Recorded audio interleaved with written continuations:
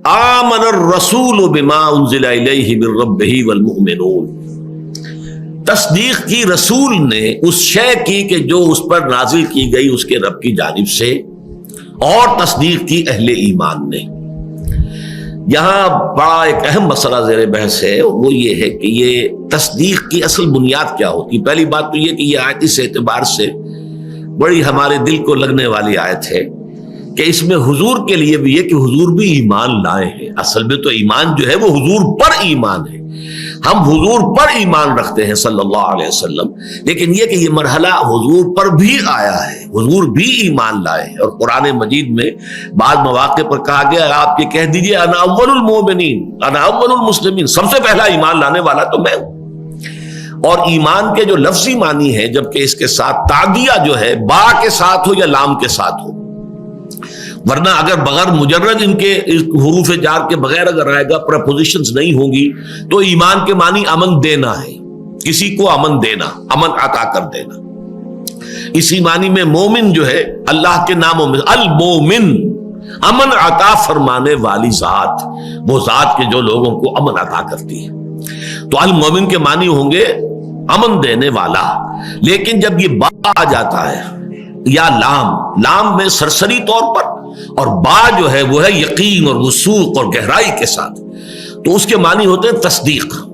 پورے یعنی سمجھئے کہ قلب کی گہرائی سے کسی شے کی تصدیق کرنا۔ تو یہ ایمان با، ایمان باللہ، ایمان بالرسول، ایمان بالآخرہ، ان چیزوں کی تصدیق کرنا پورے قلب کی گہرائی کے ساتھ، شعور کی گہرائیوں کے ساتھ۔ اب یہاں سوال آیا کہ آمن الرسول بما انزل الیہ من ربہ والمؤمنون، تو میں یہاں تھوڑی سی گفتگو آج کرنا چاہتا ہوں کہ اس تصدیق کی نوعیت کیا ہے۔ ظاہر بات ہے کہ تصدیق کی جاتی ہے کسی شخص کی طرف سے کسی بات کی جو کہ خود اسے پہلے سے معلوم ہو۔ میں آپ کی تصدیق کرتا ہوں، کیا معنی ہے؟ اس کا مطلب یہ ہے کہ جو بات آپ کہہ رہے ہیں وہ میرے علم میں ہے پہلے سے، میں تصدیق کر رہا ہوں۔ کسی شے کی تکذیب ہوگی، جھٹلایا جائے گا یا تصدیق ہوگی، تو تصدیق کے لیے تو کچھ نہ کچھ پہلے سے اس مصدق تصدیق کرنے والے کے اندر کوئی شے موجود ہونی چاہیے جس کی بنا پر وہ تصدیق کرتا ہے۔ وہ کیا شے ہے جو انسان کے اندر ہوتی ہے جس کی بنا پر وہ تصدیق کرتا ہے؟ یہ ہے اصل مسئلہ، ماہیت ایمان کو سمجھنے کے لیے بات کہ در حقیقت ایمان جو ہے وہ قلب انسانی کی مکین ہے، روح انسانی، اس روح انسانی میں یہ ایمان موجود ہے، صرف ذہول کے پردے پڑ گئے ہیں، غفلت کے پردے پڑ گئے ہیں، اپنی دنیاوی مشغولیات میں آ کر ادھر توجہ نہیں ہوئے، دل کی طرف اور روح کی طرف کسی کا کوئی رجحان ہی نہیں ہے، اس وجہ سے وہ باتیں جو ہے وہ ذہن سے نکلی ہوئی ہیں، ادھر توجہ ہی نہیں ہے، وہ آپ کے فوکس آف اٹینشن کے اندر نہیں ہے، ورنہ وہ تو اندر ہے۔ یہ روح جو ہے جو کہ الامر من اللہ ہے، قل الروح من امر ربی، جس کو اللہ تعالیٰ نے متعدد مقامات پر اپنی ذات کی طرف جو ہے منسوب کیا ہے، وَنَفَخْتُ فِيهِ مِن رُوحِي، اس میں میں اپنی روح میں سے پھونک دوں۔ سورہ سجدہ میں بھی وَنَفَخَ فِيهِ مِن رُوحِهِ، اللہ نے اس میں اپنی روح میں سے پھونک دیا۔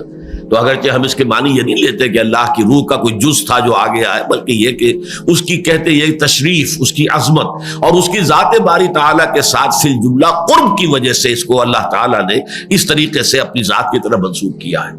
لیکن اس روح انسانی کے اندر دو چیزیں موجود ہیں، اچھی طرح سمجھ لیجئے، اگرچہ ڈورمنٹ ہیں، سوئی ہوئی ہیں، جیسے کہ خاکستر ہو، ایک انگارہ ہے، اس کے اوپر راکھ اتنی آ گئی ہے کہ آپ کو پتہ ہی نہیں کہ اندر اس کے جو ہے آگ موجود ہے،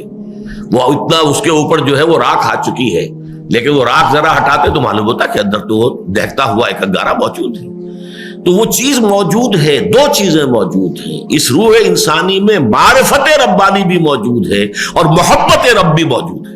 دونوں چیزیں،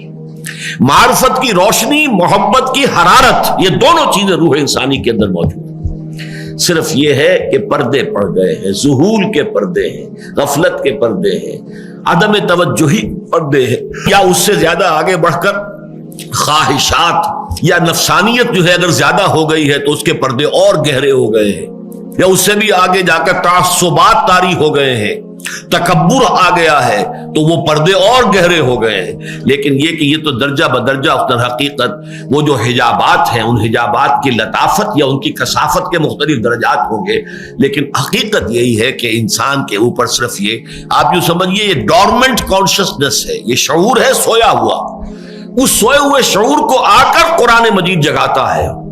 اسی لیے اس کو کہا سورہ نور میں نور علی نور،